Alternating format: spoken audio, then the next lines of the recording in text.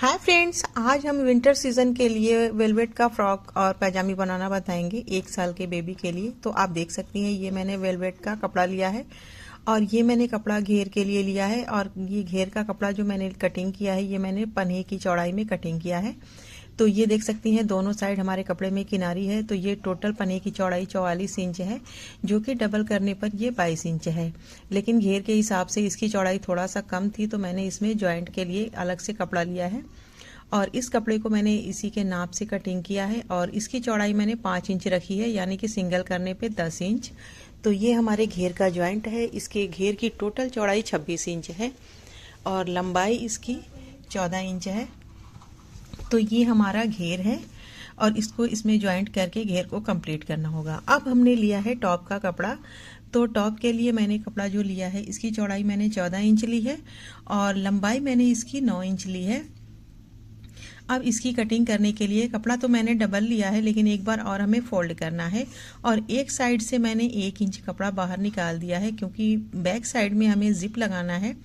तो इसलिए मैंने 1 इंच कपड़ा बाहर निकाल दिया है। तो अब इसमें हमें निशान लगाना है। बैक साइड का जो मैंने कपड़ा 1 इंच बाहर निकाला है उसे हमें छोड़ के निशान लगाना है। गले का निशान मैंने 2 इंच पर लगाया है। कंधे का निशान 3 इंच पर लगा लेना है। आर्मोल का निशान 5 इंच पर लगाना है। तो इस तरीके से देख सकती हैं गला 2 इंच, कंधा 3 इंच, टोटल 5 इंच हो गया।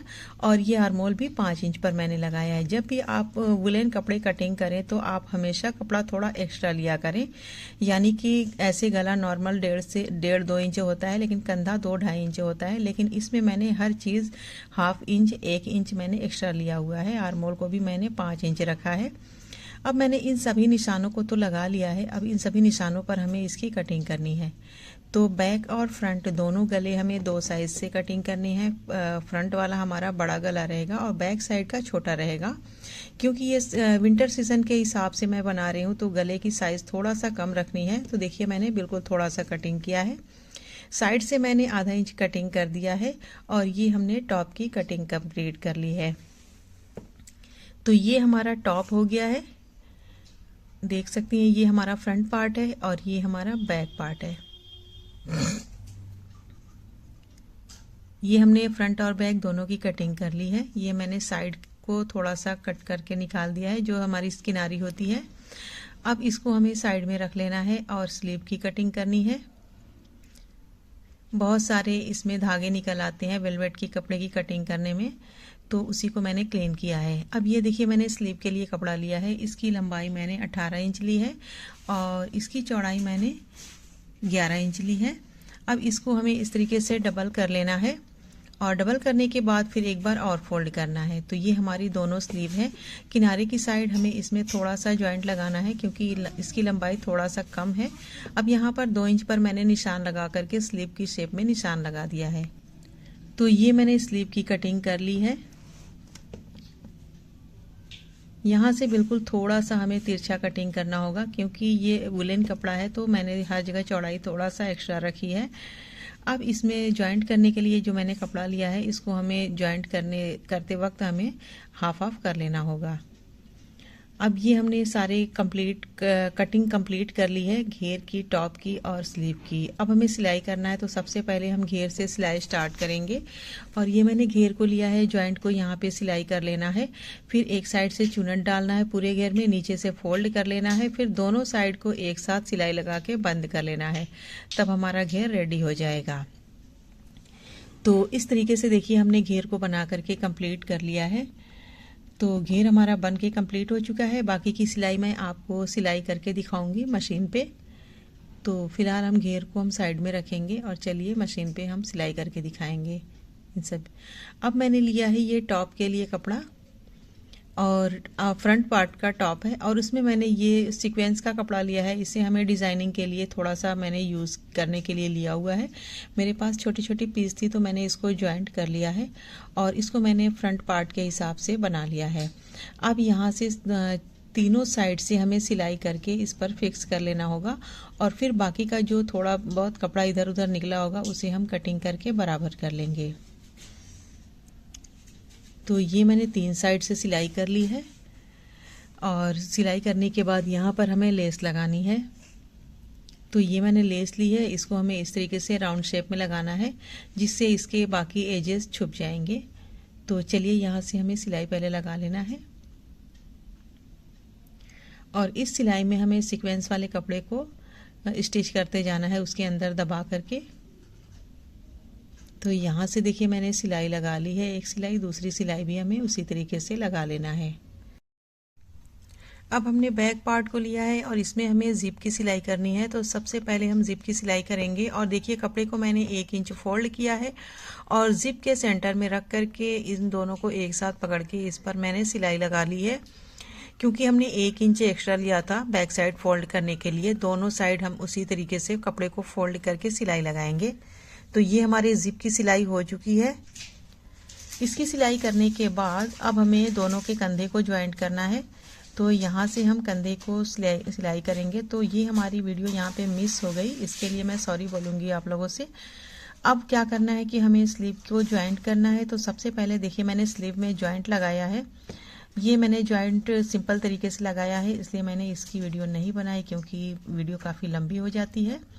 अब यहाँ से देखिए मैंने इसकी आर्म होल को ज्वाइंट कर दिया है, लेकिन मैंने कंधे पे एक छोटा सा चुनट डाल दिया है जिससे हमारी स्लीव यहाँ पे खींची खींची सी नहीं लगेगी। दूसरी स्लीव भी हमें सेम तरीके से ज्वाइंट कर लेना है।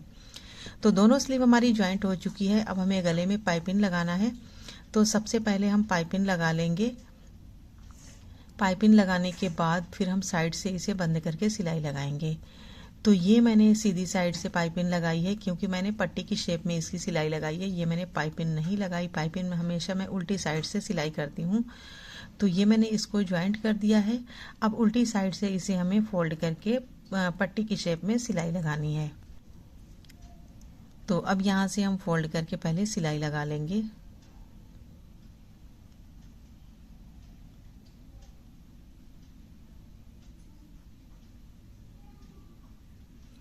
तो गला हमारा कंप्लीट हो चुका है।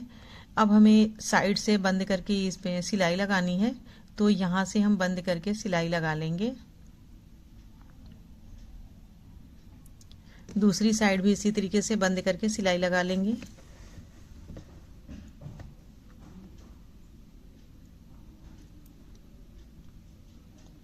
तो ये मैंने दोनों साइड सिलाई लगा के बंद कर लिया और मैंने इसको सीधी साइड कर लिया है। अब बारी है घेर को और टॉप को ज्वाइंट करने की। तो इन दोनों को पहले हम एक साथ ज्वाइंट करेंगे और घेर में जो मैंने ज्वाइंट लगाया हुआ था उसका ध्यान देना होगा कि वो ज्वाइंट हमेशा बैक साइड में करें, फ्रंट साइड में ज्वाइंट बिल्कुल भी ना करें क्योंकि वो बहुत बुरा लगेगा देखने में। तो मैंने इसी तरीके से इस घेर को यहाँ पे बैक साइड में इसका ज्वाइंट करके सिलाई करना स्टार्ट किया है और उसी तरीके से हमें पूरा घेर ज्वाइंट कर लेना है। तो ये हमने एक सिलाई कर ली है, ये हमारा दूसरा राउंड है। वेलवेट कपड़े में हमेशा डबल सिलाई लगाएं, मजबूत सिलाई लगाएं क्योंकि ये कपड़ा काफ़ी अरसा तक चलता है। तो ये हमने फ्रॉक रेडी कर लिया है, बहुत ही प्यारा सा ये फ्रॉक बन के तैयार हुआ है। अब हमने पैजामा के लिए कपड़ा लिया है। तो इसकी लंबाई मैंने 18 इंच ली है और चौड़ाई मैंने 7 इंच ली है। अब आसन का निशान लगाना है। तो यहाँ से हम आसन के लिए लेंगे 8 इंच और 1 इंच नेफे के लिए लेंगे, आधा इंच हम सिलाई के लिए लेंगे। टोटल मैंने 9.5 इंच पर निशान लगाया है और यहाँ पर 5 इंच पर मोहरी का निशान लगाएंगे और दोनों निशान को एक दूसरे से मिला लेंगे। वेलवेट कपड़े की कटिंग करने में थोड़ा दिक्कत होती है क्योंकि नीचे का पार्ट बिना रोए का होता है, ऊपर वाले में काफ़ी सारे रोए होते हैं। इसकी वजह से काफ़ी ज़्यादा कपड़ा फिसलता रहता है कटिंग करने में, तो थोड़ा संभल के कटिंग करें। अब इस पैजामे की कटिंग करने के बाद इसकी सिलाई करनी है और सबसे पहले हम दोनों साइड के आसन की सिलाई करेंगे और इसको हम सिलाई करके पहले हम बंद कर लेंगे। तो एक साइड मैंने सिलाई लगा ली है, उसी तरीके से दूसरी साइड भी सिलाई लगानी है। तो ये दोनों साइड की आसन की सिलाई मैंने लगा ली है। अब नीचे की साइड फोल्ड करके हमें सिलाई लगानी है मोहरी की।